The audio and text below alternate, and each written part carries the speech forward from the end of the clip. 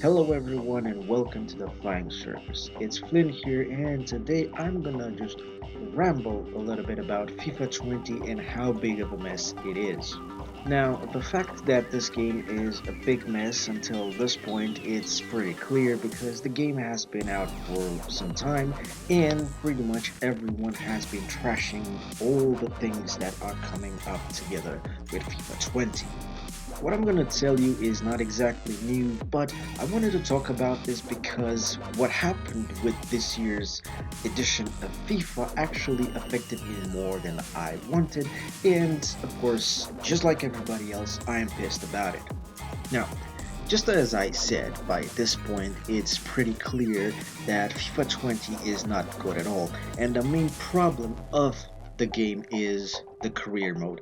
In fact, it's so bad this year that the hashtag fixed career mode has been trending over Twitter for quite a while now. And this particular little thing is a big problem for me because just like a lot of people that are actually giving some interest towards this franchise, I am the type of person that actually gets interested in FIFA for career mode. It's actually the mode that made me play FIFA over and over again every single year that it came out. In the beginning, FIFA wasn't exactly the type of game to just catch my attention altogether because it was nothing more than just a simple game about football where you could play with one team against another, and that was pretty much it. But after some time, I have discovered something that was truly a treasure within the game, and that is career mode. And since that moment, since FIFA 2008, I think, FIFA '08, I have been playing almost every single edition of FIFA solely for this option that you can find in the game, solely for career mode. The main problem with all this is, of course, the money. Because Electronic Arts is a big company and they want a lot of money to just come in. And that is the problem with the flow of money. Because career mode is just a normal mode in the game that you get after you pay the full price of the game of $60. And that's basically it. But the most important part for Electronic Arts is that inside this content of FIFA, whatever year it is, you get FIFA Ultimate Team. The big part that is important for them with FIFA Ultimate Team is after you paid $60 and you own the copy of the game.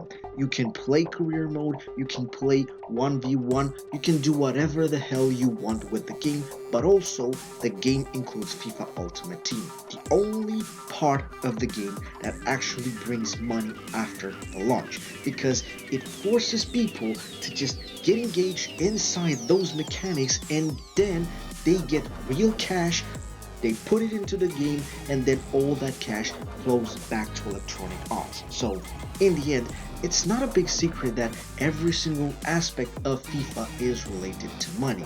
FIFA Ultimate Team makes a lot of money, and that's above the price tag of $60, while career mode just doesn't. And this thing is as clear as it can get this year because for quite some time, for quite some video games in the series, FIFA didn't have any problems related to FIFA Ultimate Team, but there were a lot of problems related to career mode, and there were a lot of complaints that career mode is nothing more than the same thing that is rehashed over and over again, and the only thing that is changing is just a fresh new paint coat just thrown upon it.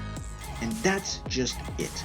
I must say that the biggest upset this year is the fact that there were some changes that were announced before FIFA 20 got out, and through those changes inside the company, inside Electronic Arts, we as gamers, as consumers, were treated to some really nice tidbits of news. A couple of Electronic Arts officials made a few announcements that actually got me and all the other players that are crazy about career mode really engaged with what's about to happen because major changes were announced to FIFA career mode. And I cannot say that they are really that big of a change, but there are indeed some changes. Indeed, changes have been made to this mode in the game. The problem is, those couple of changes that have been made in the game this year with FIFA 20 actually broke the game for good. They wanted to make something good, they wanted to make something new, they wanted to mix those things together, and they ended up breaking the game. And that is basically the big problem with all that happened, because all these changes happened to break the game. And there were a lot of changes made, and there were a lot of things that have been broken into the game, like the entire accuracy or realism is all out the window, because you see every single team that was supposed to be on the bottom of the table all of a sudden winning every single trophy that they can get, plus giant teams like Manchester City just being relegated after one single season.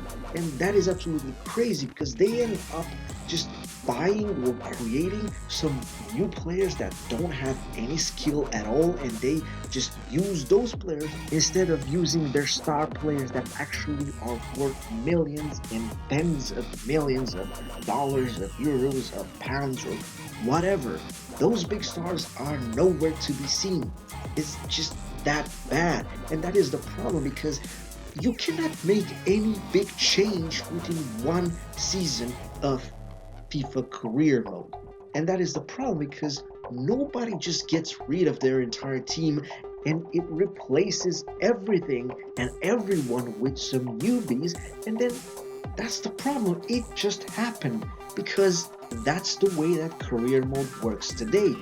More than that, after the addition of UEFA competitions, which means UEFA Champions League and UEFA Europa League, after they got their hands on the rights from the previous owners, which was PES, they made it even worse. For the simple reason that in the previous games it was okay. I mean, it was nothing special, but it was okay. Nowadays, after 4 seasons, you have the big chance of not being able to further away in your career, because after 4 seasons inside career mode, every single competition that is on an European level breaks off completely, and you just cannot move past that point, which again just breaks the game altogether. Even more than that, FIFA did actually made a little bit of a change, and that is the new morale system.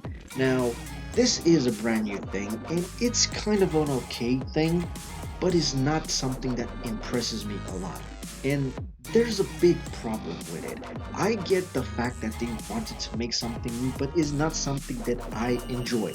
Now, thinking about this, and for the fact that I want to make some impression video or maybe reviewing some aspects of a certain game, yes, I will be interested in checking out every single thing that the game has to offer.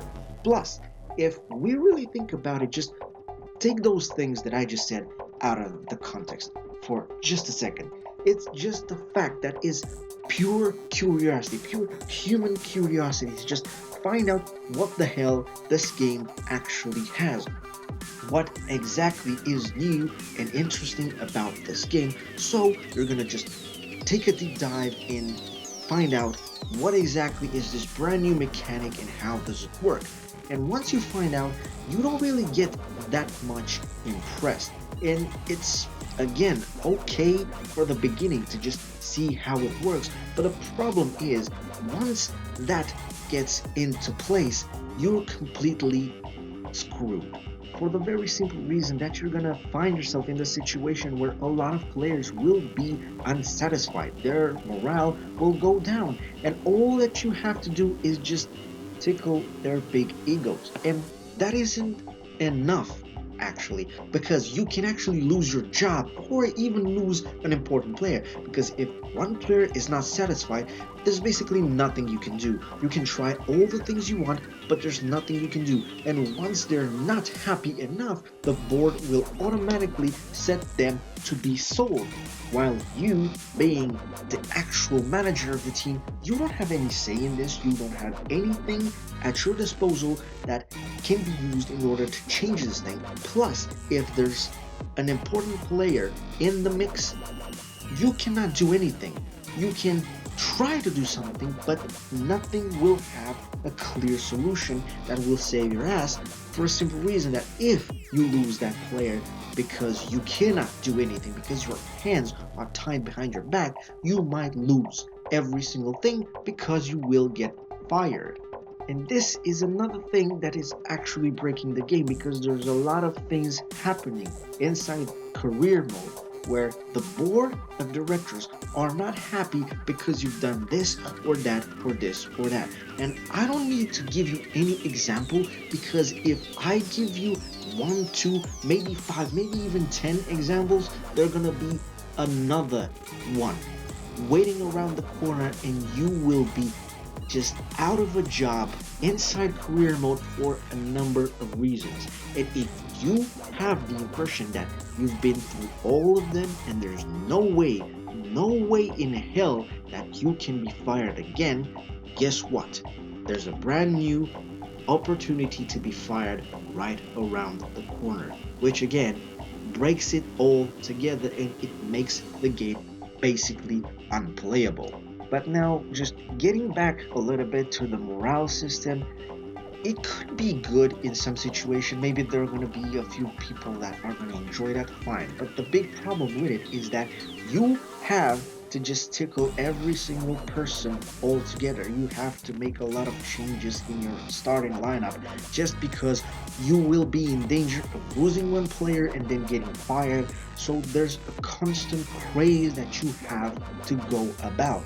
The big problem is there's absolutely no option to just turn it off or ignore it, and that's the problem with it, because it cannot be skipped. It cannot be a thing that is optional, so it just makes every single thing that you enjoyed tedious. Now, those are just a few of the things that are bad with this year's FIFA, with FIFA 20, and the addition of the new mode Volta, which is a rebranding of FIFA Street, doesn't actually help. Whatever happened with career mode, even if they added something new, it's actually so bad that again it broke basically the entire experience. And that is the big problem for me, because I have been away for quite a while and I wanted to do something with FIFA. As I mentioned a couple of times before on this channel, not as many as I think I did, I am the type of empty wallet gamer. That means when I am talking about big piles of cash, I'm not in a position of them. So that's a big problem for me, because I cannot really afford every single brand new title out there. But just as I mentioned, I was away for a little while and I want to get back on track. Now, I have a lot of things and ideas that I also already recorded with FIFA 19 and wanted to put them up on the channel. But the problem is I didn't get the time. Now with FIFA 20 coming out, I thought that I could do all this with FIFA 20, with the brand new game, and I was actually interested in buying this game actually when it came out. But with all these problems, I don't think I'm gonna get my wallet out and spend some money out of it, because it's basically something that is broken, and since I cannot really afford to just throw money out the window, it's not something that's going to interest me. So that's basically the problem with FIFA.